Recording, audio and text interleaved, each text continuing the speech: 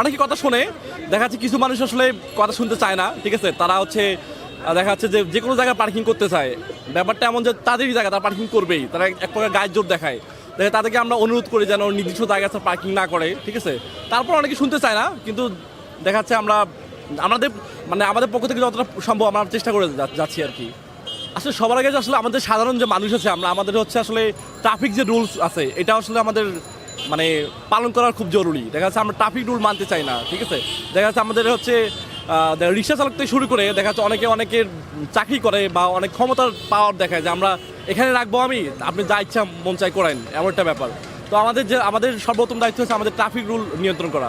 যদিও আমাদের দেখে জনসংখ্যা অনেক বেশি, ঠিক আছে, আমাদের আসলে দেখা যাচ্ছে স্পেস কম, ঠিক আছে।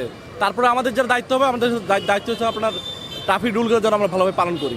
জরিমানাটা জরুরি, আবার হচ্ছে ধরেন এটা সর্বসাধারণের জন্য আসলে করা হচ্ছে।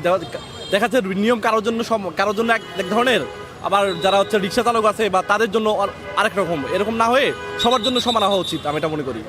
আমাদের আসলে গ্রিন ফিউচার ফাউন্ডেশন যেটা আছে, এটা যে ওই ফাউন্ডেশন থেকে আমাদের দেখা যাচ্ছে যে যেহেতু আমরা পার্ট টাইম জব করি, প্রতি শিফটে 3 ঘন্টা করে, তো আমাদেরকে হচ্ছে পেমেন্ট করা হয়।